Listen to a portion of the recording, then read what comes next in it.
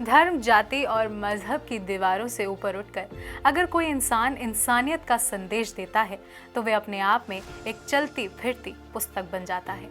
गोंडा उत्तर प्रदेश के मौलाना वहीदुल्ला अंसारी चतुर्वेदी ऐसे ही व्यक्तित्व हैं जिनकी जिंदगी इस बात का प्रमाण है कि ज्ञान की कोई सीमा नहीं होती। वे न केवल इस्लामिक शिक्षाओं के ज्ञाता हैं बल्कि चारों वेदों, 18 पुराणों, रामायण और गीता तक का गहन अध्ययन कर चुके हैं। चाहे गीता पढ़िए या कुरान, तेरा मेरा प्यार ही है हर पुस्तक का ज्ञान, ये भाव उनके जीवन का सार है। मौलाना का मानना है कि हर धर्म का मूल संदेश प्रेम, करुणा और मानवता है और अगर इंसान इन मूल्यों को समझ ले तो समाज से नफरत और भेदभाव हमेशा के लिए मिट सकते हैं। उनकी कहानी सिर्फ धार्मिक ज्ञान की नहीं बल्कि आपसी एकता, सहिष्णुता और विश्व बंधुत्व की कहानी है, जो बताती है कि जब ओम और अल्लाह एक साथ गूंजते हैं तो दुनिया में सिर्फ मोहब्बत का पैगाम रह जाता है। आवाज द वॉइस से खास बातचीत में मौलाना ने बताया कि उन्होंने न केवल वेद, पुराण और कुरान का गहन अध्ययन किया है बल्कि इस ज्ञान को समाज में सुधार और सद्भाव फैलाने के उद्देश्य से साझा करना भी उतना ही जरूरी समझा जितना कि मानवता की सेवा करना है।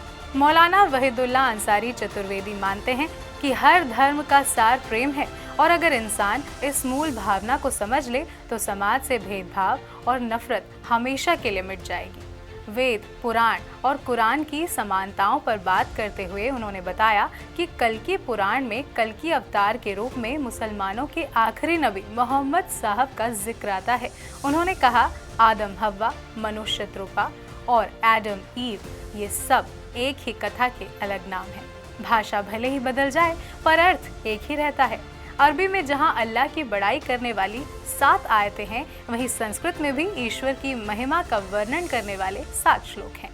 फर्क सिर्फ शब्दों का है लेकिन संदेश एक ही है, प्रेम और एकता। जब उनसे पूछा गया कि उन्होंने कौन कौन से हिंदू ग्रंथों का अध्ययन किया है तो मौलाना ने मुस्कुराते हुए बताया कि उन्होंने 1980 में वेदों का अध्ययन शुरू किया था और चारों वेदों का पूर्ण ज्ञान प्राप्त करने के बाद चाहने वालों ने उन्हें स्नेहपूर्वक चतुर्वेदी नाम दिया। इसके बाद उन्होंने 18 पुराणों में महारत हासिल की और विभिन्न लेखकों की रामायण, भगवद गीता और बाइबल का भी गहन अध्ययन किया।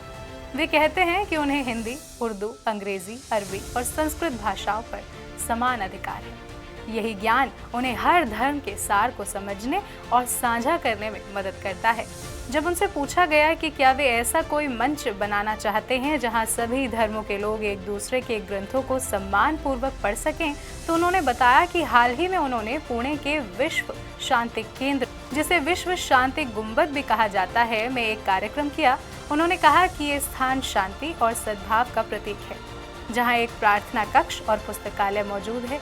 यहाँ उन्होंने लोगों से कहा कि हिंदू धर्म और इस्लाम दोनों में बहुत सारी बातें समान हैं और इन्हें समझना ही असली आध्यात्मिकता है।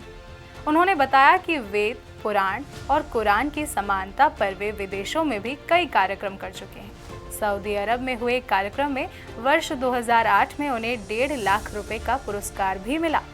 जब उनसे पूछा गया कि क्या कोई ऐसी कथा या श्लोक है जिसने उनके दिल को छू लिया हो, तो मौलाना ने मुस्कुराते हुए कहा कि सुदामा चरित्र उनका सबसे प्रिय है। कवि नरोत्तम दास द्वारा रचित ये काव्य उन्हें बेहद प्रेरणादायक लगता है, क्योंकि इसमें जिस तरह भगवान श्री कृष्ण अपने गरीब सखा सुदामा की सहायता करते हैं, वही प्रेम, भाईचारे और मानवता का सबसे सुंदर उदाहरण है। मौलाना कहते हैं कि अगर समाज के सभी लोग सुदामा चरित्र की इस भावना को अपनाएं, यानी एक दूसरे के सुख दुख में साथ खड़े हों, तो ये धरती सचमुच एक सुंदर और शांतिपूर्ण संसार बन जाएगा। वेद, पुराण और कुरान की आयतों की समानता के जरिए मोहब्बत का पैगाम देने वाले मौलाना वहीदुल्ला अंसारी चतुर्वेदी भावुक हुए। उन्होंने कहा कि कोई यूं ही मर्यादा पुरुषोत्तम नहीं बन जाता।